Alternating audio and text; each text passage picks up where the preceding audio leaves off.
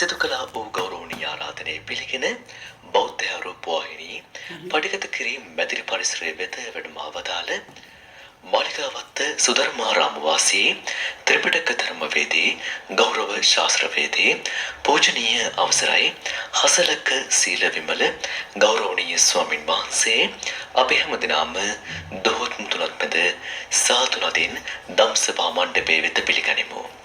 සාදු සාදු සාදු.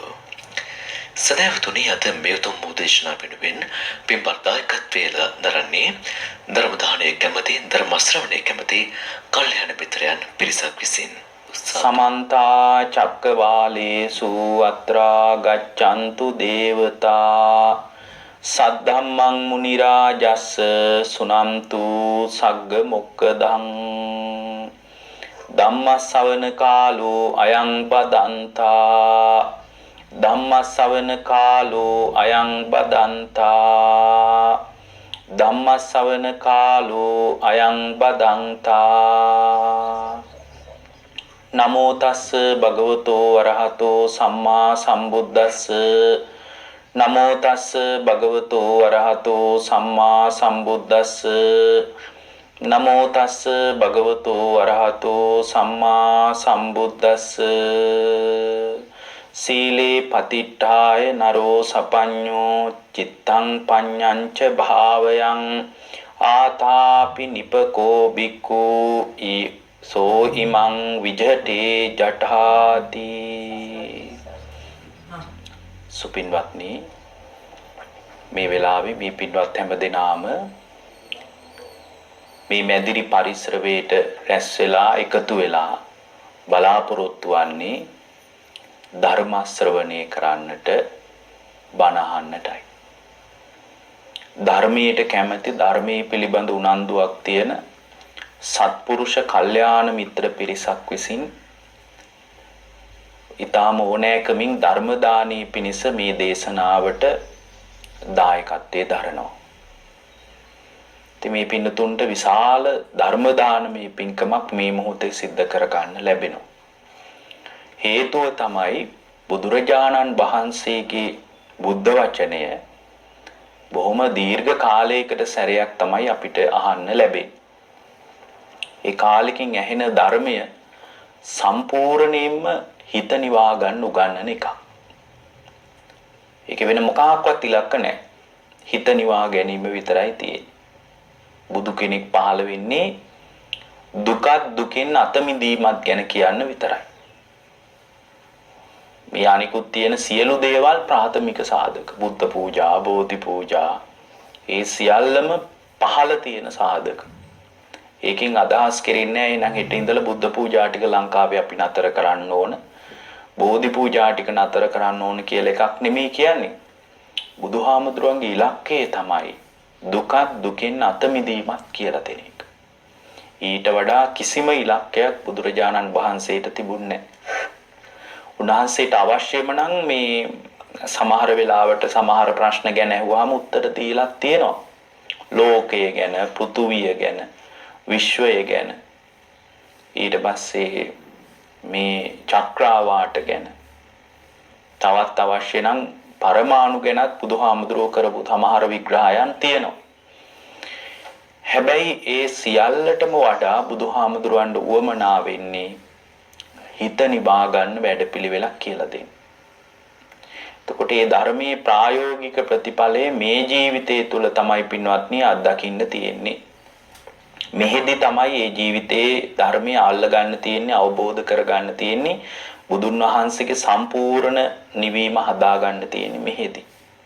හැබැයි මේ යන ගමන ඉතා සංයමයකින් යන්න ඕන. මේ කාමභෝගී ජීවිතේ අපි හිතන තරම් ඉක්මනට සෝතාපන්න වෙන්නත් අපිට බෑ. අපිට තේරෙනවනේ නේද? ඔය කියන තරම් ඉක්මනින් සෝතාපන්න වෙන්න මෙහෙ බෑ. සමහර අය කියනවා ඉතින් අපි මේ බණ ඒ කාලේ බණ අහලා තමයි සෝවාන් උනේ. අපිට ඉතින් ඕක මොකද්ද? බණ ටිකක් අහලා අපිට ඉතින් ඕක කරගන්න පුළුවන්. දැන් පුළුවන් කියලා ඇහුවා මේ අය කියනවා බලන්නකෝ මේ දියුණුව. මේ දැන් මේ කාලේ වගේද අද හඳටත් යන්න පුළුවන් ඕන නම්. ඉතින් මෙච්චර දියුණුවක් තියෙන කාලෙක ඒ වැඩපිළිවෙල ගොඩාක් දුෂ්කරයි කියලා අපට හිතෙන්නේ නෑ කියලා කෙනෙක් කියන්න පුළුවන්. පින්වත්නි බුදුරජාණන් වහන්සේගේ සම්පූර්ණ පණිවිඩය බුදු කෙනෙක් මතු කරන සම්පූර්ණ විග්‍රහය අනුපූර්ව පිළිවෙතකට තමයි උන්වහන්සේ උගන්වලා තියෙන්නේ. අනුපූර්වයි. සමහර අය කියනවා එක එක දෘෂ්ටි වලට අහු වෙන්න පුළුවන්. සමහර අය කියනවා අපි ඉතින් අභිධර්මී විතරයි බලන්නේ. ඔය දේශනා වලින් අපට උදව්වක් නැහැ. අපි ඉතින් අභිධර්මී විතරක් බලනවා කියලා කොටසක් කියනවා.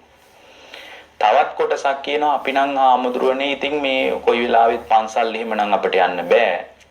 හැබැයි අපි ඉතින් භාවනා කරගෙන අපේ වැඩ ටික කරගෙන ඉන්නවා කියනවා. පින්වත්නි සමහර වෙලාවට ඒ විදියට හිත හදා ගන්න අයට තිසරණේවත් නැහැ. මේක එහෙම කරගෙන යන්න පුළුවන් එකක් නෙමෙයි.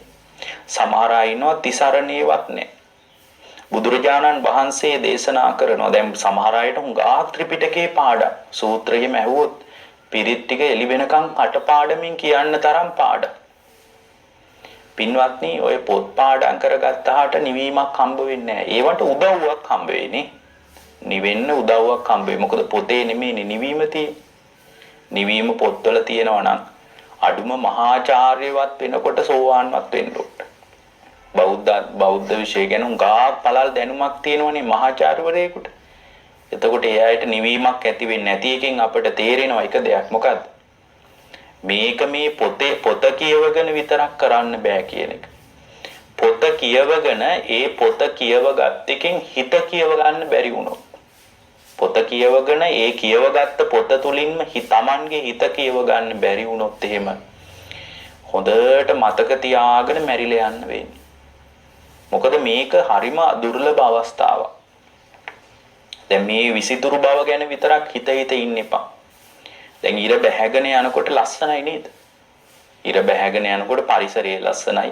මුහුද අයිනට එහෙම ගිහින් මේ මුහුදේ වෙරළේ ඉඳලා ලස්සනට මේ ඉර බැහැගෙන යන විදිහ බලාගෙන ඉන්න මිනිස්සු හරි කැමති නේද? ඒක සුන්දරයි තමයි. හැබැයි එතනින් පස්සේ ඇති වෙන බිහිසුණු බව තේරෙනවා. ඉර බැහැගෙන යනවත් එක්කම ඒ සුන්දරත්වයත් එක්කම ඊට පස්සේ උදා වෙන්නේ මොකද්ද? අඳුර. ඉර බැහැගෙන යන සුන්දරත්වයේ වින්දට කමක් නැහැ. හැබැයි ඊට පස්සේ විඳින්න තියෙන தත්ත්වය ඊටා බිහිසුණුයි. අඳුරට තමයි Tamanගේ චින්තනයේ විවෘත වෙන්නේ. Tamanne මුහුණ දෙන්න වෙන්නේ. ඒ නිසා මේ ජීවිතේ සමහර විට ඔබට හිතෙනවා ඇති සුන්දරයි කියලා. සමහර වෙලාවට මේ දරුවොත් එක්ක ගෙවල් දොරවල් වැඩ මේ සියල්ල එක්ක ගෙවිලා යන ජීවිතය ගැන ඔබට සතුටකුත් ඇති. ඒවා ගැන සතුටු වුණාට කමක් නැහැ. හැබැයි පින්වත්නි මෙතනින් පස්සේ මුහුණ දෙන්න වෙන අත්දැකීම සමහර වෙලාවට නිරේ. සමහර වෙලාවට പ്രേත ලෝකේ. සමහර වෙලාවට දුගති. ඒ නිසා පුළුවන් විදියට හිත හදාගෙන මේ බුදුන් වහන්සේගේ වැඩපිළිවෙලට පිළිපන් පුද්ගලයෙක් වෙන්න. ඒක ගොඩාක් දුෂ්කර වැඩපිළිවෙලක් නෙමෙයි. ඒක අනුපූර්වයි. අනුපුබ්බ කිරියා, අනුපුබ්බ සික්ඛා, අනුපුබ්බ පටිපද. ඒක හරිම අනුපූර්වයි. සීලයක් දියුණු කරගෙන ගුණධර්ම පුරාගෙන මේ ක්‍රියාවලිය කරන්න තියෙන්නේ. ඒකට හේතුව තමයි දැන් ධර්මයේ පුදුමාකාර විදිහේ සීලයේ අනුග්‍රහයක් තියෙනවා. ප්‍රඥාවන්තයා දැන් අපි මුලින් මතක් කරපු ගාථාවේ තියෙන එකයි. ප්‍රඥාවන්තයා සීලය දියුණු කරගන්නවා. මොකද ප්‍රඥාවට අනුග්‍රහය තියෙන සීලය. ඒ සීලයත් එක්ක ආතාපි නිපකෝ බික්කු. ඒ කියන්නේ කෙලස් තවන වීරියෙන් ධර්මයේ හුරු කරන්න මැදිහත් වෙනවා. ඔන්න ඔය කාරණා ජීවිතය තුල නැති වුණොත් එහෙම මේ ඉතින් අහන ඒවා ලොකු ප්‍රයෝජනයක් තියෙයි කියලා අපිට හිතන්න අමාරුයි. මොකද බුදුදහම තියෙන්නේ සම්පූර්ණයෙන්ම භාවිතා කිරීම තුල. ඒ භාවිතයට විශාල අනුග්‍රහයක්, විශාල රැකවරණයක් හදන්නේ පින්වත්නි සීලය. මොකද්ද රැකවරණයක් හදන්නේ? සීලය. හරියට වැස්සේ යන මිනිහෙකුට කුඩයක් වගේ සීලය. ඒ නිසා මේ ගත වෙන සමාජයේ පුදුමාකාර දුෂ්කරයි සීලයක් රැකගෙන ඉන්න එක. ලේසි වැඩක්ද? මේ සමාජයේ කොහොමටත් අමාරුයි. හැබැයි සීලය පිරිහුණොත් එහෙම පින්වත්නි ඒකේ මේ විපාකය, ඒකේ ඒ දුෂ්කර පිළිවෙත ගෙවන්න වෙන්නේ Tamandම තමයි. ඒ නිසා මේ බුදු කෙනෙක් මතු කරන සීලය ඊටා පාරිශුද්ධ සීලයක්. ඒ සීලය දියුණු කරගෙන පුළුවන් විදියට ಗುಣධර්ම පුරාගෙන යන්නයි තියෙන්නේ. ಗುಣධර්ම වලට පුදුමාකාර රැකවරණයක් හදලා දෙනවා සීලය කියන එක. දැන් ඔය අභිධර්මයේ ගැන කතා කළාට සමහර අය ඒ අයට පන්සිල්වත් නැහැ සමහර වෙලාවට. බොහොම ගැඹුරු බණ ගැන තමයි අදහස තියෙන්නේ. නමුත් පින්වත්නි ගැඹුරු බණ ගැන අදහසක් තිබුණාට සමහර වෙලාවට පන්සිල්වත් නැත්තම් ලොකු ප්‍රශ්නයක් නැද්ද? තියෙනවා. විශාල ප්‍රශ්නයක් තියෙනවා. මොකද මේ ගතවන ජීවිතයේ පින්වත්නි අපි හිතන තරම් සුන්දර බොහෝම ලස්සන එකක් නෙමෙයි. අනික සීලයක් දියුණු කරගෙන හිටියොත් එහෙම මේක දැන් කෙනෙක් කියන්න පුළුවන් මේක කමක් නැහැ ඉතින් තව අපිට කාලේ තියනවා කියලා. එහෙමත් හිතෙන්න පුළුවන් නේද? අපි තාම තරුණයි කියලා කෙනෙකුට හිතෙන්න පුළුවන්. සමහර විට කෙනෙකුට හිතෙන්න පුළුවන් ආමුදුරෝනි මේ ප්‍රශ්න ටික ඉවර වුණා නම් අපිටත් පුළුවන් ධර්මයේ හුරු කරන්න කියලා. පින්වත්නි මේ ප්‍රශ්න ටික ඉවර වෙන්නේ මරණයත් එක්ක. මේ ප්‍රශ්න ටික කෙලවර වෙන්නේ මරණයත් සමග තමයි මේ ප්‍රශ්න ටික ඉවර වෙන්නේ. මැරෙනකම් මේ ප්‍රශ්න ටික විසඳෙන්නේ නැහැ. මැරෙන දවසටත් ওই ප්‍රශ්න ටික ওই විදිහටම තියෙනවා. ඒ නිසා මේ තවත් කාලේ තියෙනවා කියලා නම් හිතන්න එපා. සීලයක් වගේ දෙයක් දියුණු කරගෙන හිටියොත් ඒ මරණාසන්න මොහොතේ පවා හිත හදාගන්න ඒක උදව් වෙන්නේ. එහෙම නැත්තම් ඒත් නෑ. දැන් අපිට තේරෙනවා ලංකාවේ හාමුදුරුවෝ කෙනෙක් හිටියා උපසම්පදා වෙලම අවුරුදු 60යි. පොඩි කාලේ උපසම්පදාවෙන් අවුරුදු 60යි. දැන් හොදටම ලෙඩ වෙලා වයසයි. දැන් මරණාසන්නයි. මෙයාගේ මේ හාමුදුරන්ගේ ගෝලයෝ ටික හිතුවේ මේ අපේ ගුරු ස්වාමීන් වහන්සේ මාර්ගඵලලාභී කෙනෙක් කියලා. රහත් වෙලා ඉන්න කෙනෙක් කියලා. විශාල පිරිසකට බණ කියාගෙන හිටිය කෙනෙක්. විශාල පිරිසකට බණ කියාගෙන හිටිය කෙනෙක්.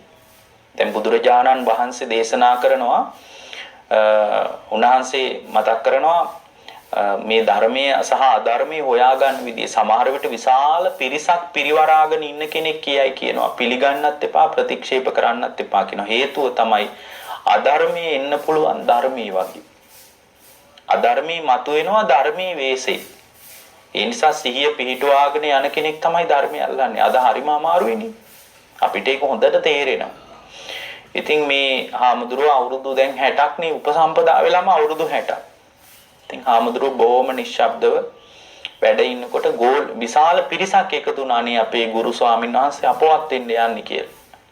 පොඩි පිරිසක් නෙමෙයි විශාල පිරිසක් එකතු වුණා. එකතු වෙලා ඇහුවා දැන් අර වටේ ඉන්නෝනේ හාමුදුරුවෝ. ඒ හාමුදුරුවන්ගෙන් ඇහුවා අනේ ස්වාමීනි අපේ මේ ගුරු ස්වාමීන් වහන්සේ අපවත් වෙන්නලු නේද යන්නේ? උන්වහන්සේ හිත වඩාගත් එක ගැන අහගන්න ආවේ කිව්වා. ඒ කාලේ මරණාසන්න වෙනකොට මේ මිනිස්සු ඇවිල්ලා අහනවා ස්වාමීනි මේ මනුස්ස ධර්මයන් අභිභවාගේ මොනවා හරි දෙයක් ඔබ වහන්සේලාට මේ කාලේ හම්බ වුණාද කියලා අහනවා. එතකොට මේ ගෝලියෝ ටික ගිහින් අර ගුරුවරයාගේ ඇඳ වටේ ඉඳලා අහනවා ස්වාමීනි ඔබ වහන්සේගෙන් බණ අහපු විශාල පිරිසක් එකතු වෙලා ඉන්නවා මේ විහාරයේ වටේ ඒ ඇත්තෝ එකතු වෙලා ඉන්නේ ඔබ වහන්සේ මේ වෙනකොට කොතනද හිත තියාගෙන ඉන්නේ ඔබ වහන්සේ අනාගාමී වෙලාද අරහත්ත්වයටපත් වෙලාද කියලා දැනගන්න. එතකොට මේ ස්වාමීන් වහන්සේ කියනවා අනේ ආයුෂ්මතුනි මම මේ සෝවාන්වත් වෙලා නැහැ කියනවා. මම නම් රහත් වුණ කෙනෙක් නෙමෙයි කියනවා. එතකොට මේ හාමුදුරුවන්ගේ ඇඟ සීතල වෙලා ගියයි. ගුරුවරයා කියනවා රහත් වෙලාවත් නැහැ කියලා. දැන් අවුරු මිනිසුන්ට ඕක කියන්න පුළුවන්. ආයි අවුරුදු 60ක් හාමුදුරනේ කොහෙ බලාගෙනද මහානකම රැක්කේ කියලා. දැන් ඔක් කියන්නත් බෑ ගිහින්. අහන්නත් බෑනේ කොහොම අහන්නද මිනිස්සු දැන් බලාගෙන ඉන්නවා අපේ ගුරු ස්වාමීන් වහන්සේ ගැන පණිවිඩයක් එයි කියලා. ඒ කාලේ එහෙම ක්‍රමයක් තිබිලා තියෙනවා. අනේ ස්වාමීනි කොහොමද ඔක මිනිසුන්ට කියන්නේ කියලා ඇහුවා. ස්වාමීනි ඔය කතාව මිනිසුන්ට කියන්න නම් වෙන්නේ නැහැ කිව්වා. හරි අමාරුයි කිව්වා. මොකද මිනිස්සු ඔබ වහන්සේ රහත් වුණා කියලා හිතාගෙන ඉන්නේ. අනේ එනං ආයත්මතුනි මීට මාව මගේ කොන්ද කෙලින් කරන්න ටිකක්. නැගිට ගන්නවත් පණ නැහනේ. මගේ කොන්ද ටිකක් කෙලින් කරන්න කියලා තියෙනවා.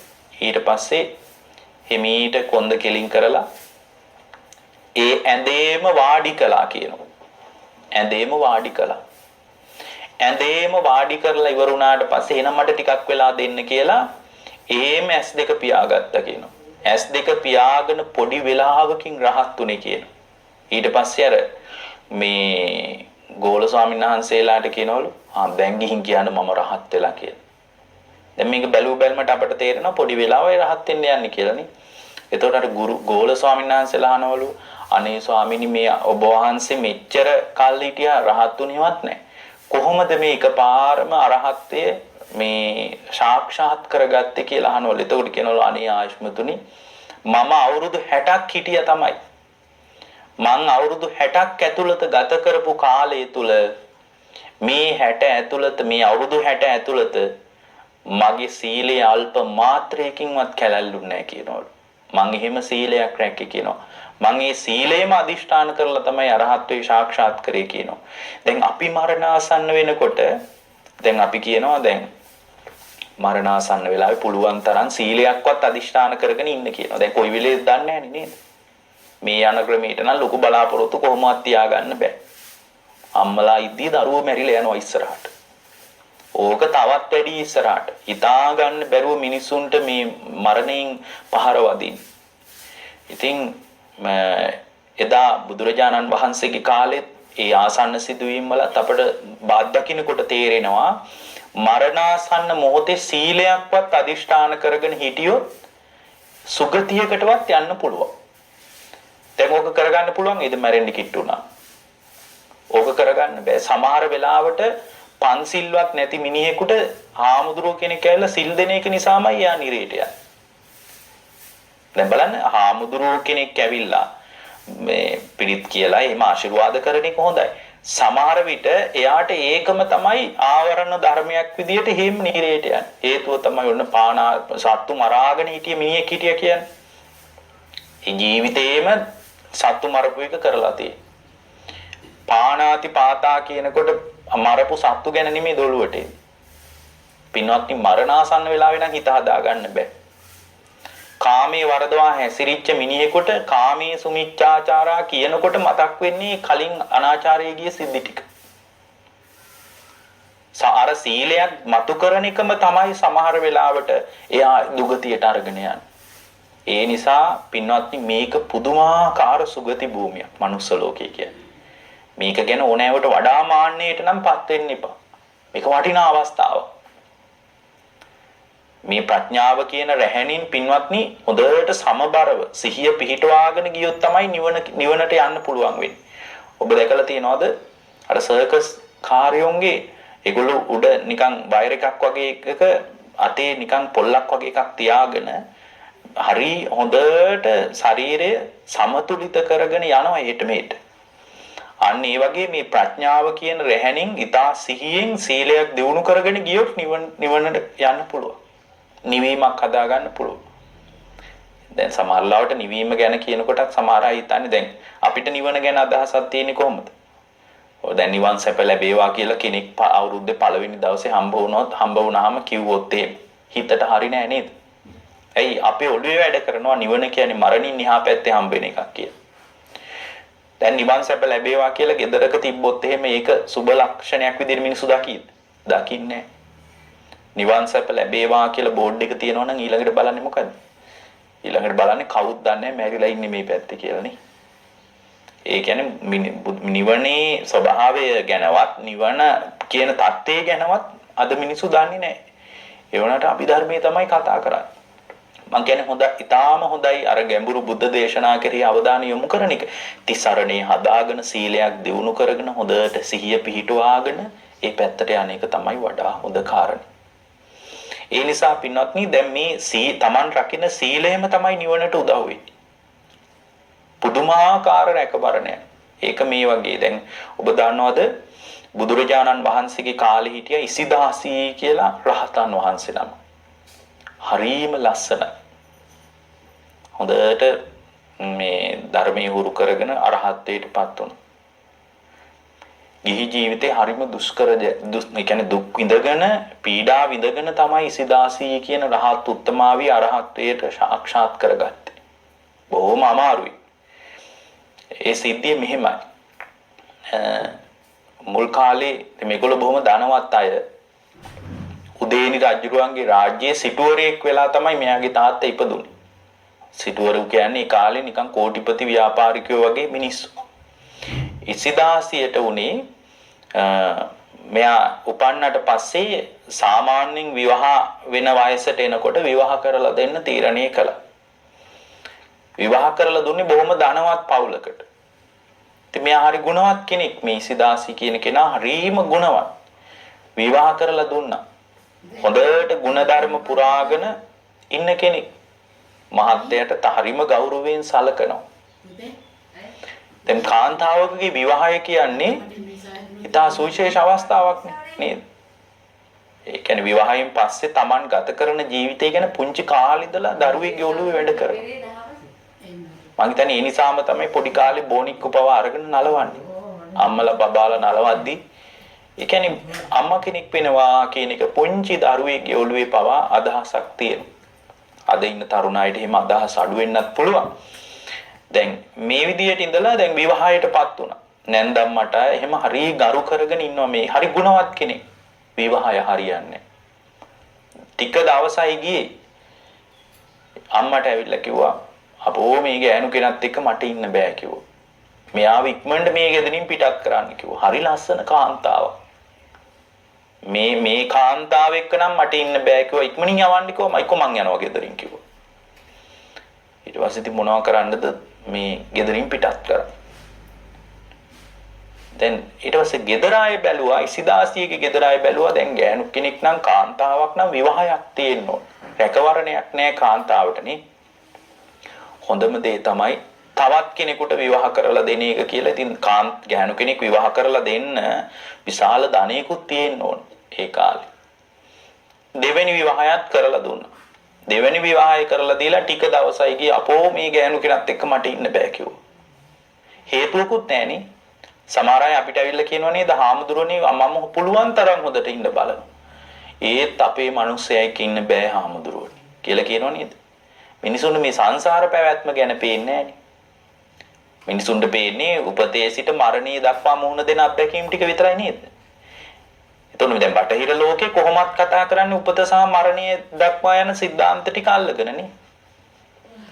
එතකොට මේ කල්පනාව හරි පටු කල්පනාවක්. එතකොට බුදුරජාණන් වහන්සේගේ බුද්ධ දේශනාව සාංශාරික පැවැත්ම ගැන බලනවනේ නේ. මේ විදියට ඉඳලා ඊට පස්සේ ඉසිදාසිය දෙවෙනි විවාහය කරලා දුන්නා. ඒ දෙවෙනි විවාහයත් අසාර්ථකයි. දෙවෙනි විවාහයත් හරියට කරගන්න බැරි වුණා. ඒ කරන්න දෙයක් නැහැ. දැන් නැන්දම්මල ඔක්කොම කැමති. ස්වාමියා කැමති නැහැ. මට නම් මේ ගෑනු කෙනත් එක්ක ඉන්න බෑ. එක්ක මෙයා යවන්න එක්ක මං යනවා කියනවා. එතකොට හොඳම දේ ඉතින් ගෙදරින් පිටත් කරන එකනේ. දැන් විවාහ දෙකක් අසාර්ථකයි. දැන් මේ කාන්තාවගේ ප්‍රශ්නයක්ද? මෙයා කිසි ප්‍රශ්නයක් නැහැ. ධර්මයෙන් බැලුවේ නැත්තම් මේ ප්‍රශ්න කොහොමවත් විසඳ ගන්න බෑ පින්වත්නි. දැන් විවාහ දෙකක් අසාර්ථකයි. තුන්වෙනියෙන් බැලුවා කාටද විවාහ කරලා දෙන්නේ? දැන් මේ අපි මැරුණාට පස්සේ මේ දරුවට යන කල දසාව මොකද්ද කියලා දෙමව්පියෝ ඉතින් දසාතේ කල්පනා කරනවා. එතකොට හිඟන්නේක් ආවා සිඟමන් යදින ගමන් ගෙදරට. හිඟා කන ගමන් ගෙදර පැත්තට ආවා. ගෙදරට එනකොට බැලුවා කොල්ලි. ඒ මුගා කයිස නැහැ. ඇහුවා මේ දරුවා ගෙදරක් තියනවද? නැහැ කිව්වා. කඩමළු ඇඳගෙන ඉතින් හිඟා කන මිනිස්සෙක් මේ ධනෙ ඔක්කොම අපේ කිව්වා. මේ ධනෙ ඔක්කොම උඹට දෙන්නම් අපේ දුවත් එක්කම කියලා කිව්වා. දැන් මේ කොල්ලට නිකන් ටිකට් එකක් ඇදුනා වගේ. ඇයි නිකාම් ඉඳලා මොකක්වත් කරන්නේ නැතුව ඉඳලා දෑවැද්දකුත් එක්ක මේ තරුණියෙකුත් හම්බුණා කියන්නේ ලොකු වාසනාවක් කියලා හිතුවා. දවස් දෙක තුනයි ගියේ. ඇවිල්ලා කිව්වා අනේ මට නම් බෑ මාමණ්ඩි මෙයත් එක්ක ඉන්න කොහොර මගේ කඩමලු ටික දෙන්න මං ඒක අරන් යන්නම් කිව්වා. මට නම් බෑ කිව්වා මේ විදිහට නම් ජීවිතේ ගෙවන්න මං දැන් බලන්න එක විවාහයක්වත් සාර්ථක නැහැ. දැන් ඒ අය කඩා වැටුණා. මේ ජීවිතේ නැති කර ගන්නවා කියලා අදහසක් ආවා. නාගදත්තා කියන භික්ෂුණීන් වහන්සේ පින් පාත්‍රය අරගෙන පිණ්ඩපාතේ වඩිනකොට දැකලා දැන් අපේක්ෂා බංගත්වයට පත් වෙලා ඉන්නේ. මොනවා කරන්නද දැන් තේරෙනවා මට එක විවාහයක්වත් හරියන්නේ නැහැ. නමුත් එයා හොඳ ගුණවත් කෙනෙක්. එයා කාටවත් වරද්දන්නේ නැහැ. නැන්දම්මට මාමණ්ඩිටවත් වචනයක්වත් කියන කෙනෙක් නෙමෙයි. නමුත් විවාහය හරි ගියේ නැහැ. අද නම් කිය. අද අපිට මොකද හිතෙන්නේ එහෙම සිද්ධියකදී?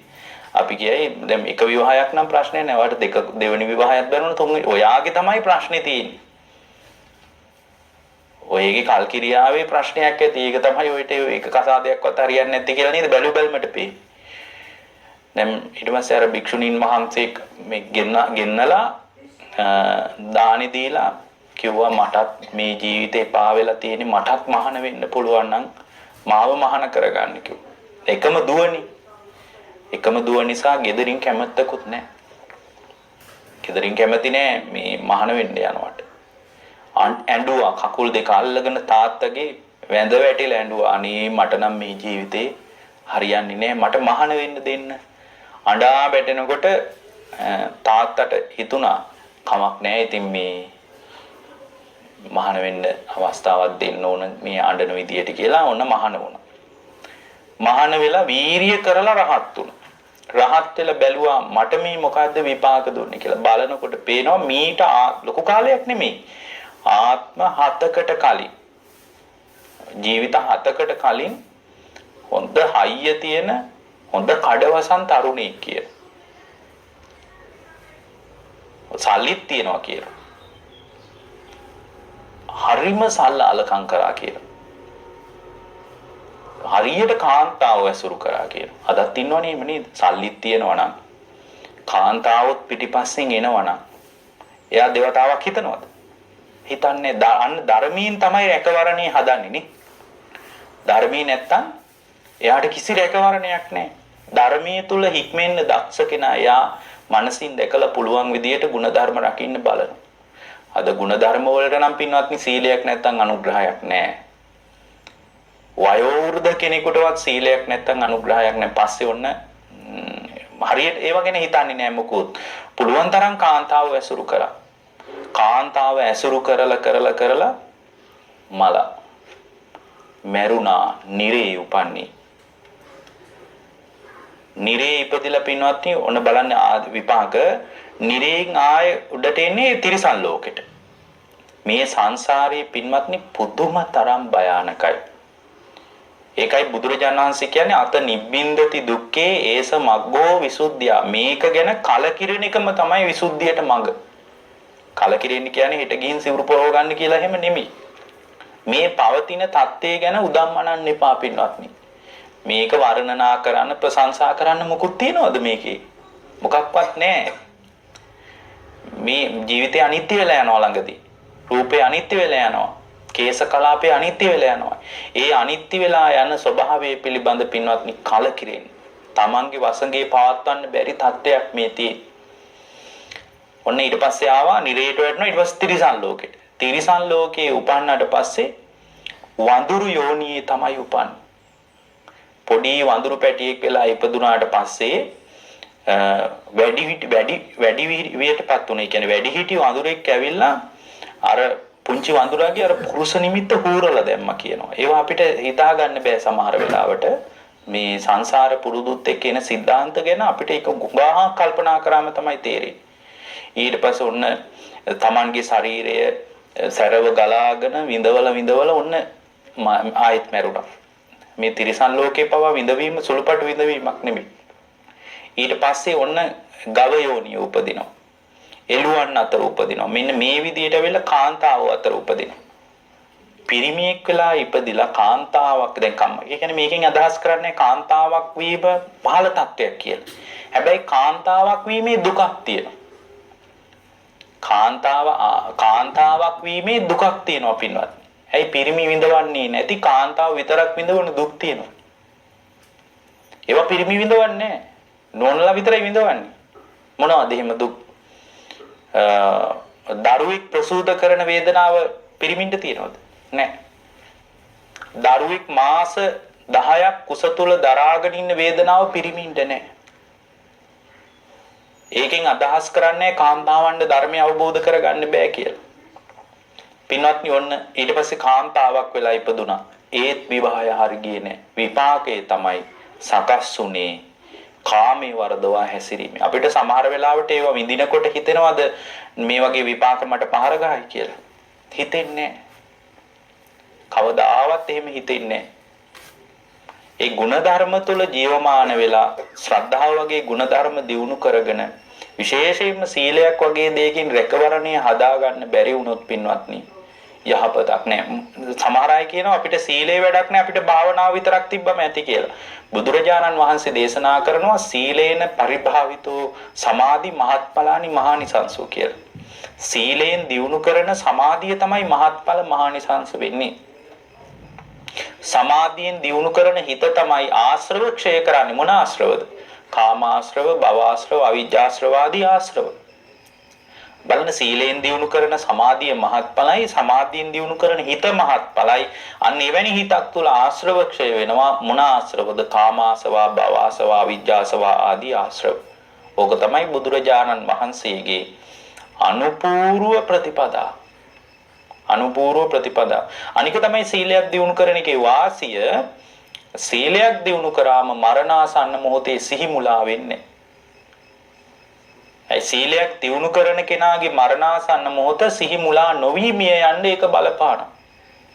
බුද්ධ දේශනාවේ තියෙනවා සිල්වතාගේ සීල සම්පත්තිය සහ දුසිල්වතාගේ සීල විපත්තිය කියලා කාරණා පහ බැගින් කරපු ධර්ම විග්‍රහය. සිල්වතාට තියෙන සීල සම්පත්තිය තමයි මරණාසන්න මොහොතේ සිහි මුලා වෙන්නේ.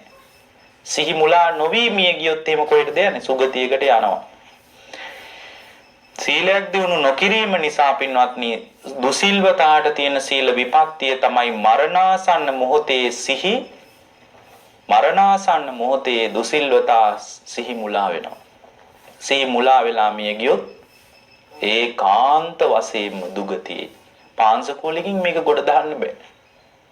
හිතන්න එපා පාංශකූල දීලා සුගතිය යන්න පුළුවන් කියලා.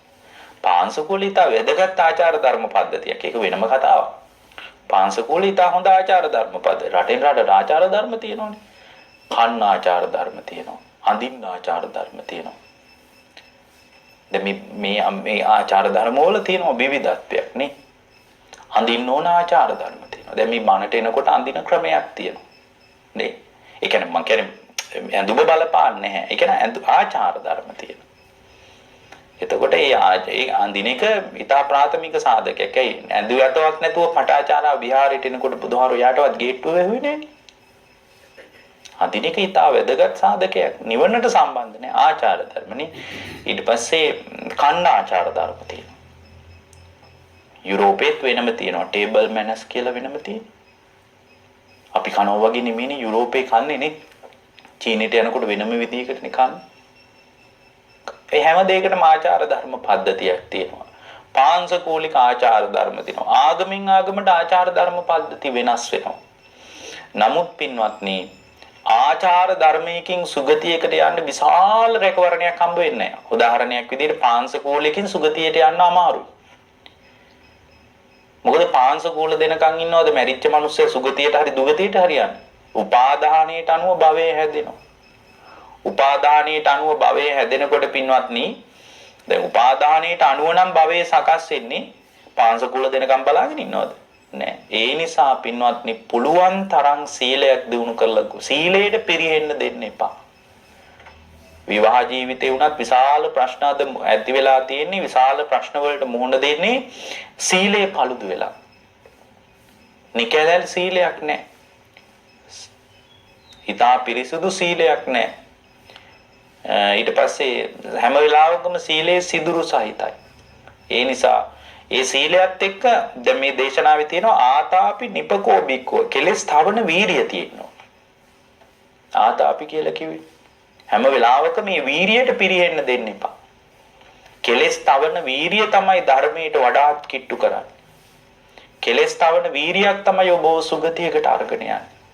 ඒ කෙලස් තවන වීරිය කියන එක මිනිස්සෙකුට ඉතා වැදගත් අවස්ථාවක්. ආතාපි කියලා කියන්නේ. ඒ වෙලාවෙම කෙලස් ඇති වෙනකොට ඒ කෙලස් කුළු උදුරලා දාන්න දක්ෂ වෙන්න. එයි පරණ වෙන්න පින්වත්නි ඒ කෙලස් කුල් ටික උදුරලා දාන්න ලේසි නෑ.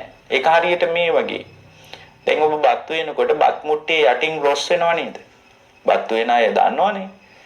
එතකොට ඒක ඒ වෙලාවෙම පිරිසුදු කරන්නේ නැතුව ගණන් ගන්න නැතුව හිටියොත් කාලයක් යනකොට කළු පාට ලපයක් හිටින්නේ නැද්ද? ඒක අයින් කරන්න පුළුවන්ද කොච්චර හේතුවත් බෑ. අන්න බලන්න. කෙලස් තවන වීර්යය තියෙනවනේ මේ වෙලාවේ ඇති වෙච්ච කෙලස් ටික මේ වෙලාවේ අයින් කර ගන්න දක්ෂ වෙන්න ඕන. තමන්ගේ ඇස්සේ තියෙන කුණු ටික අයින් කර ගන්න දක්ෂ නොවුනොත් ධර්මය අල්ල ගන්න බෑ.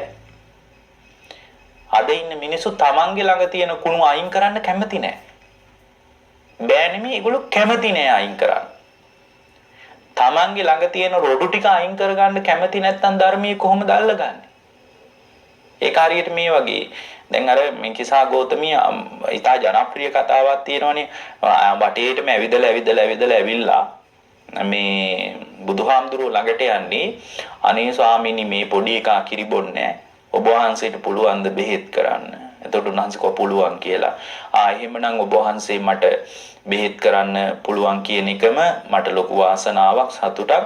හොඳයි ඔබ වහන්සේ මගේ දරුවා හොඳ කරනවා නම් මම මොනවද කරන්න ඕන? අන්න බලන්න. එයා අහනවා මම මොනවද කරන්න ඕන? ඔබ වහන්සේ මගේ දරුවා හොඳ කරනකොට මම මොනවද කරන්න ඕන? එතකොට උන්වහන්සේ කියනවා එහෙනම් නැගණිය ගිහින් අබ ටිකක් හොයාගෙන ඉන්න නොමලගේ. ඒක ඉතා ජනප්‍රිය කතාවක් නේ. ඒක මම ඔක්කොම කියන්නේ. එතකොට එයා ගියක් ගානේ ඇවිදගෙන යනවා. ඇවිදගෙන ගියාම එයාට මොකද්ද තේරෙන්නේ? එක දෙයයි තේරෙන්නේ. එච්චරයි. එකම දෙයයි තේරෙන්නේ. ඒ එකම දේ තමයි මරණය හැමෝටම අතවනලා. එච්චරයි. මරණය හැමෝටම අතවනා ඇති බව. එහෙම වෙනවා.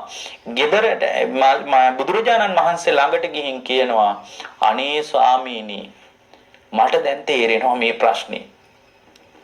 හොඳයි ඔබ වහන්සේ මට බණ කියන්න. මම මේ දරුවා විසි කරන්න අන්න බලන්න. එයාගේ කුණු ගොඩේ අයින් කරන්න කැමති වුණා. අද මිනිස්සු තමන්ගේ කුණු ටික අයින් කරන්න කැමති නැහැ. ධර්මීය අහද්දී දෘෂ්ටි වලින් ගලප බලන නිසා ධර්මීය තේරෙන්නේ නැත්තේ ඒකයි. දැන් සම්බටහිර ලෝකයේ විද්‍යාත්මක කෝණයකින් බැලුවට බුදුදහම අල්ල ගන්න බෑ. කවදාවත් බුදුදහම තේරුම් ගන්න බෑ. වෙනත් ආගම් වල දෘෂ්ටි කෝණයෙන් බැලුවත් තේරෙන්නේ නැහැ. එතකොට වෙනත් ආගම් වලට සමපාත වෙන ලක්ෂණ බුදුදහමට වෙන්නේ මෙන්න මේ දේ. මේක තමයි උනේ. බුදුරජාණන් වහන්සේට වමනා උනේ එකම දෙයයි. ඒකම දේ තමයි සසර දුක නිමා කරගන්න බණ කියන එක. ඒ බණ කියන්න යන ගමනේදී බුදුරජාණන් වහන්සේ කළේ මෙන්න මේ දේ. උන්වහන්සේ විශාල ධර්මමය විග්‍රහයක් කළා. අද වෙනකොට ඒ පෙළ අයින් වෙලා ගිහින් මිනිස්සු මේ වත්පිළිවෙත් ටිකක් විතරක් තියාගෙන ඉන්නවා. පින්වත්නි මල් පහන් පූජා කරන එක ඉතා හොඳ අවස්ථාවක්. හැබැයි මේ මල තුලින් පවා ධර්මයට කමඨහනක් මතු කරගන්න බැරි වුණොත් එහෙම සුගතියකට යන්නත් බෑ, ධර්මය අවබෝධ කරන්නත් බෑ. මේ ධර්මය අවබෝධ කරන කෙනෙකුට මේ හැම තැනම කමඨහන් තියෙනවා. හැම තැනම කමඨහනක් හොයාගන්න පුළුවන්. මේ ගත වෙන පරිසරයේ හැම සිද්ධාන්තයකම ධර්මය අවබෝධ කරන කෙනෙකුට කමඨහනක් හොයාගන්න පුළුවන්. අඩුම මල පර වෙනකොට මල දිහා බලාගෙන ජීවිතේට ගලප බලන්න පුළුවන්. අනිත් එක තමයි ධර්මීය හොයාගෙන මේ පන්සල් ගාන යන්න එපා. පන්සල් වල ධර්මයේ නැහැ. පන්සල් වල ගොඩ නැගිලි තියෙනවා. හාඳුරලා ඉන්නවා. එතකොට ඔය ඔක්කොම තියෙද්දි ඒ කියන්නේ ඒ වගේනොත් උදව්වක් හම්බ වෙනවා නේ. එතකොට බෝගස්සස්සේ පන්සල් ධර්මීය හොයන්න බෑ. බෝධිය ළඟට ගිහින් කෙනෙකුට පුළුවන් මෙහෙම හිතන්න කොහොමද? දැන් ඒක ධර්මයට ගලපගන්නේ කොහොමද? ධර්මයට ගලපගන්නේ හොඳට මානසිකාරය කරන්න භාග්‍යවතුන් වහන්සේ මේ බෝධින් වහන්සේ ළඟ ඉඳලා තමයි මේ සම්පූර්ණ කෙලෙස් නිරෝධ කරලා සත්‍ය අවබෝධ කළේ. මේ රුක්ෂ නිවැ තථාගතයන් වහන්සේ උදව් කරේ කියලා ඒ භාග්‍යවතුන් වහන්සේ ගැන සිහි කරලා ආවොත් බෝධිය තුලිනුත් යම් උදව්වක් හම්බෙයි. නැත්තම් අර මම මේ මළුවට යනවා කියලා කැරකිලා ආවොත් නම් ලොකු යහපතක් වෙන්නේ. පෙන් කලයක් වක් කරලා බෝධිය වටේ දුවගෙන ගිහින් පෙන් කලයක් වක් කරේ යම් තාක් දුරට හිත හදා ගන්න උදව් වෙයි. නමුත් ධර්මයේ මතුවෙන්නේ කොහෙන්ද? අභ්‍යන්තරයෙන්. ඇයි ඕපනායික වශයෙන් මතු කරගන්න තියෙන්නේ? ධර්මයේ වෙන කොහෙන්වත් මතු කරගන්න බෑ පින්වත්නි. ඕපනායික වශයෙන් Tamanගේ අභ්‍යන්තරයෙන් තමයි ධර්මයේ මතු කරගන්න තියෙන්නේ. ඒකනේ බුදුරජාණන් වහන්සේ දේශනා කරන්නේ මහණෙනි බඹයක් පමණ වූ කලෙබරේට මම ලෝකේ පනවමි, ලෝක සමුදය පනවමි, ලෝක නිරෝධය පනවමි, ලෝක නිරෝධ ගාමිනී පටිපදාව පනවමි කියලා තියෙනවා. ලෝකේ ගැනත් නිරෝධය ගැනත් අවබෝධ කරගන්න තියෙන මේ බඹයක් විතර ශාරීරිය තුලින්ම තමයි. මේ ශරීරය දිහා බලාගෙන ඉන්නකොට ලෝකේ රිද්මය තේරෙනවා. මොකද්ද පින්වත්නි ලෝකේ රිද්මය කියලා කියන්නේ? ලෝකේ රිද්මය තමයි විපරිණාමය. මේ පවතින එක අනිත් පැත්ත කන පිට හැරෙනවා.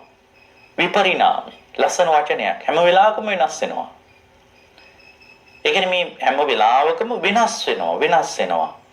ඒක බලාපොරොත්තුෙන් ඉන්න කෙනාට වෙනස් වෙනකොට ප්‍රශ්නයක්ද? ප්‍රශ්නයක් නෑ. එතකොට යථාර්ථයට Tamanගේ චින්තනයේ විවෘත කරන විශාල කුසලතාවයක් තියෙන ධර්මයට. එතකොට එයා දන්නවා මේ ඔක්කොම දුක ඇති වුණේ මොකක්වත් වෙන ප්‍රශ්නයක් නිසා නෙමෙයි. මේ දුක උපන්නේ ජාතිය නිසා කියලා එයා දන්නවා. අවිද්‍යාවෙන් පටන් ගත්ත මේ ප්‍රශ්නය ආසන්නතම හේතුව මේ විඳවන්න මොකද්ද? ජාතිය කියලා එයා දන්නවා. ඒ තරම් පළල්ව කල්පනා කරන කෙනා ආණ්ඩුවට බනින්නේ නැහැ දුක ගැන කිය. ඒතකොට මේ වගේ විවිධ ප්‍රශ්න තියෙන්න පුළුවන්. ඒක ගැන කියා කේන්දරේ පස්සේ දුවන්නේ නැහැ. හේතුව තමයි දන්නවා මේ දුක උපන්නේ මොකක් නිසාද? මේ දුක උපන් නිසා තමයි මේ දුක ඉපදුනේ කියලා දන්නවා. අන්නේ මේ යථාර්ථයට විවෘත වුණාට පස්සේ හරි සුන්දරයිනේ. ඇයි? අහිමි වුණත් hina වෙලා ඉන්න පුළුවන්. ඒ කියන්නේ ඉපදෙනකොට hina වෙලා ඇවිල්ලා මරණයටත් hina වෙන්න පුළුවන් හිතක් හදන්නේ ධර්මයේ. පුළුවන් ද අද රාත්‍රියේ මිය ගියොත් එimhe hina වෙලා මිය යන්න. hina වෙලා මැරෙන්න පුළුවන්. ඒතකොට hina වෙලා මැරෙන්න හිතක් හදන්නේ ධර්මයේ. hina වෙලා මැරෙන්න පුළුවන්. සමහර විට මේ අත්දකින්න දුක තුලින්ම තමයි ධර්මයේ මතු කරගන්න තියෙන්නේ. පුළුවන් විදියට මේ අත්දකින්න දුක තුලින් මේ භාග්‍යවතුන් වහන්සේගේ ධර්මයේ මතු කරගන්න දක්ෂ වෙන්න. ඒ ධර්මයේ මතු කරගන්න වෙන මොකුත් බාහිර සාධක ගැන අවධානය යොමු කරන්න අවශ්‍ය නැහැ. මේ ශරීරය තුලින්ම ධර්මයේ මතු කරගන්න පුළුවන්. ඒකට විශාල අනුග්‍රහයක් වෙන කාරණයක් තමයි අපි මතක් කළේ මේ සීලය කියන එක. පුළුවන් විදියට සීලයක් දිනු කරන්න. ඒ සීලයක් දිනු කරනකොට විශාල රැකවරණයක් ගුණ ධර්ම වලට ලැබෙනවා. එහෙම නැති වුණොත් පින්වත්නි ඔබලාගේ තියෙන දුසිල්වත්කම තමයි විපත්තියක් විදියට නිරේට අරගෙන යන්නේ. හොඳට ගුණ ධර්ම දිනු කරගෙන ඉන්න මේ අත්දකින්න දුක ගැන හොඳට සිහි කරන්න. සිහි කර කර කලකිරෙන්න පින්වත්. සිහි කර කලකිරෙන්න. එතකොට මේ මරණී පවා ඊටා සුන්දර අත්දැකීමක් කරගන්න පුළුවන්. දැන් බුදුරජාණන් වහන්සේගේ බුද්ධ දේශනාවෙන් බලනකොට අපිට ඊටා මනවින් ඊටා හොඳට තේරෙන දෙයක් තමයි ප්‍රශ්න වැඩි වෙන්න ධර්මය අවබෝධ කරගන්න ලේසි. ඒ වගේම පරණ වැරදි තියෙන අයට ඉක්මනින් ධර්මය අවබෝධ කරගන්න පුළුවන්. පරණ වැරදි තියෙන අයට මම කියන්නේ දැන් ගිනා වරද්දගෙන ආයෙ පස්සේ නිවන් දකින්න හිතන්න එපා.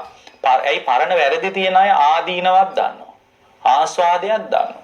විඳවිල්ලක් දන්නව නේද පරණ වැරදි නිසා.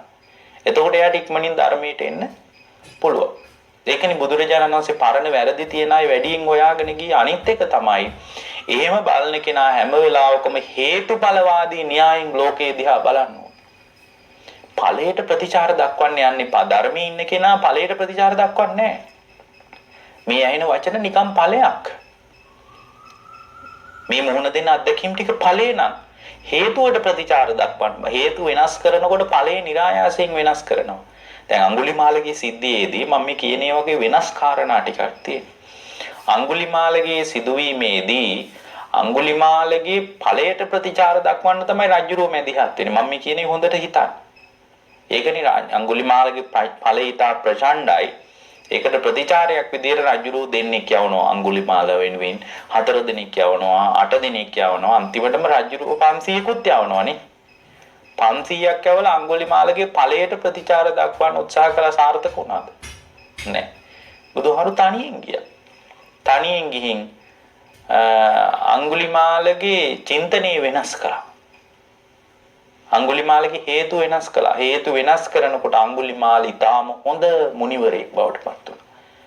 එතකොට හේතු වෙනස් වෙනකොට ඵලේ નિરાයාසයෙන් වෙනස් වෙනවා. ඒතර ඵලයට ප්‍රතිචාර දක්වන්නේ පගේවල් වල පවා හරියට ප්‍රශ්නේ ඉන්නේ ඵලයට ප්‍රතිචාර දක්වන්න ගියාම නේද? සමහරට එක වචනයක් ඇති නේද? නමුත් ඒ වචනේ දැන් මහත්තයා වැඩට උදේ හොඳට ගියා. මෙයා මෙහෙම කියන්නේ මොකක් හරි ආයතනීය ප්‍රශ්නයක් ඇති කියලා නෝන්නට පුළුවන් නම් හරි කමක් නැහැ අපි තේ එකක් බීලා කතා කරමු කියන්න. ගිහි ජීවිතයත් සාර්ථකයිද? ඒ කියන්නේ වචන වලට ප්‍රතිචාර දක්වන්න එපා. මේ මුහුණ දෙන අත්දැකීම ගැන විතරක් හිතන්න. දැන් බලන්න යථාර්ථයට පළල් කල්පනාවකට මනස විවෘත කරන්නේ ධර්මයේ. එතකොට විපාක අකුසල් පවා විපාක දෙන්නේ අඩුවෙන්. අඟුලිමාල ආමුදුරවන්න අකුසල් විපාක දුන්නේ හරි අඩුවෙන්නේ. මිනිසු 1000කට වඩා මැරුවනේ. නමුත් විපාක දුන්නා. අකුසල් පවා විපාක දෙන්නේ අඩුවෙන්. ඔකට ලස්සන සූත්‍රයක් තියෙනවා ලෝණපල සූත්‍රය කියලා. ඒකේ තියෙනවා පොඩි ලුණු කැටයක් පින්වත්නි, පොන්චි ලුණු කැටයක් මේ පොල් කට්ටකට දාලා දිය කළොත් එහෙම ඒක දිවේ ගෑවොත් ලුණු රස දැනෙනව නේද? ඒ ලුණු කැටේම ගංගානම් ගඟ වගේ ලොකු ගඟකට දැම්මම දැනෙනවද? දැනෙන්නේ නැහැ. ඇයි ගංගානම් ගඟකට දැනෙන්නේ නැත්තේ? ගඟ ඉතා පළල් තැනක තියෙන එකක්. එතකොට පොල් කට්ටේ තියෙන වතුර ටික ඉතා ස්වල්පයයි. අන්න ඒ වගේ අකුසලයක් පවා පටු කල්පනාවක් තුළ විපාක දෙනවා වැඩි. පළල් කල්පනාවක් තියෙන කෙනෙකුට හරියට ගංගානම් ගඟ වගේ නම් Tamanගේ චින්තනය පුංචි පුංචි අකුසල් දැනෙන්නෙම නෑ. ඒකයි රහතන් වහන්සේලාට අකුසල් විපාක දෙන්නේ හරි අඩුයි. මේ කර්මක්ෂය කරලා දාන්නේ. ඒ නිසා පින්වත්නි මේ ධර්මයේ තුල ජීවමාන වෙන්න බලන්න. ඒකට විශාලම රැකවරණේ තමයි පින්වත්නි සීලය කියලා කියන්නේ. ඒ සීලය Tamanගේ ජීවිතය තුලින් මතු කරගෙන ගුණධර්ම පුරාගෙන ධර්මයේ හුරු කරගෙන පුළුවන් නම් මේ සංසාර ගමනින් නිවිල යන්න බලන්න. මොකද මේක තමයි සමහරට අවසාන අවස්ථාව. මම ඒකයි කිව්වේ. ඉර බැහැගෙන යන සුන්දරත්වය විතරක් බලන්න එපා. එතනින් පස්සේ මුහුණ දෙන අඳුර ගැන ටිකක් හිතන්න. ඒ නිසා හොඳට ගුණධර්ම පුරාගෙන සීලයක් දියුණු කරගෙන ධර්මයේ තුල අප්‍රමාදී වෙන්න කියලායි ඔබට කියන්නේ. මට කියන්න උවමනාවක් තිබේ සීලය ගැන විශේෂ කාරණයක්. සීලයෙන් තොර පින්වත්නි සමාධියකුත් නැහැ. ඒ සමාධියෙන් තොර නිවීමකුත් නැහැ. ආශ්‍රව කිරීමකුත් නැහැ. ඒ නිසා පුළුවන් විදියට සීලයක් රැක ගන්න. අඩුම පන්සිල්වත් තියාගන්න බලන්න. එහෙම නැතුව ලොකු කතාන්දර කතාවට අපිට වැඩක් නැහැ. අභිධර්මයේ ගැන ඊට පස්සේ අපි භාවනාව විතරයි කරන්න කියලා කිව්වට වැඩක් නැහැ. ඒවා හොඳයි ඇත්තටම. අභිධර්මයේ භාවනාව මේ කාරණා ඔබට ඉතා අත්‍යවශ්‍ය කාරණා. නමුත් ඒ මූල බීජයක් විදියට සීලය ගැන අවධානය යොමු කරන්න. මොකද බුදුදහමේ වැඩපිළිවෙල අනුපූර්වයි. ඔබට හැම දිනාටම ධර්මාවබෝධයේ පිණිස මේ දේශනාව උපකාර වේවා කියලා අපි අදිෂ්ඨාන කරනවා. පින්වත්නි අද ධර්ම දේශනාවේ දායකත්වයේ තාම ශ්‍රද්ධාවන්ත කල්යාණ මිත්‍රයන් පිරිසක් දරලා තියෙන්නේ. ධර්මයේ කාට හරි අහන්න දෙන එක වටිනවා. ඒක දුර්ලභ අවස්ථාවක්. ඒ දුර්ලභය වෙන්නේ ඒක මෙහෙමයි. මොකද බුදු කෙනෙක් පහළ වෙන්නේ කල්ප ගානකට සැරයක්. ඒතකොට මේ බුදු කෙනෙක්ගේ ධර්මයේ තමයි නිවෙන්න උගන්වන්නේ. ඒ නිසා නිවීම පිණිස පවතින ධර්මයක් කවුරු හරි කෙනෙක් මතු කරනවා නම් වචන මාත්‍රයක් හරි කමක් නැහැ. ලොකු කතාවක් නැහැ. ඒක දුර්ලභ දෙයක්. ඒ දුර්ලභ බුද්ධ වචනේ අහගන්න ලැබෙන එක ගැන මේ පිනතුන අප්‍රමාණව සතුටු වෙන්න. මේක බණපදයක් පවා කාට හරි නිවීම පිණිස උදව් වෙයි. හැම දිනාටම මේ බුද්ධ දේශනාව මේ දායකත්වයේ දරපු සත්පුරුෂ පින්වතුන්ටත් ලෝකවාසී සියලු දෙනාටත් මේ මැදිරි පරිශ්‍රවයට එකතුණු ශ්‍රද්ධාවන්ත පින්වත් හැම දෙනාටමත් මේ ගෞතම මුනි රජුන්ගේ ධර්මයේ තුලින් නිවීම පිණිස සුවපත් වීම පිණිස නිරෝධය පිණිසම මේ ධර්ම දේශනා උපකාර වේවා කියලා අපි අදිෂ්ඨාන කරනවා. පින්වත්නි සියලු දෙවියන්ටත් මේ පින් අනුමෝදන් වේවා. සියලු දෙවියෝ අපරට ජාතිය සම්බුද්ධ ශාසනයේ ගෞතම බුදු සසුන රැකේවා. දෙවියන්ටත් මේ පින් උපකාර වීම තුලින් නිවන් පිණිසම දෙවියන්ටත් මේ පින් බලවත් වේවා කියලා අදිෂ්ඨාන කරනවා. ඒ වගේම මේ දායකත්වයේ දරපු සද්ධාවන්ත පින්නතුන් ඇතුළු හැම දිනාගේම නමින් සාංශාරිකව මිය ගිය අයටත් මේ ජීවිතය තුල නමින් මිය ගිය අයටත් මේ පින් බලවත් වේවා. ඒ ඇත්තන්ගේ ආයති භවයේ සසර ගමන සුවපත් කරගනිත්වා. අවසානයේ නිවන් පිණිසම මේ පින් උපකාර වේවා කියලා අදිෂ්ඨාන කරනවා. අභිවාදන සීලිස නිච්ඡං වද්දා පචායිනෝ චත්තාරෝ ධම්මා වඩ්ඩಂತಿ ආයුවන්නෝ සුඛං බලං ආයුරාෝග්‍ය සම්පatti සග්ග සම්පatti මේ වච අතෝ නිබ්බාන සම්පatti ඉමිනාතේ සමිජ්ජතු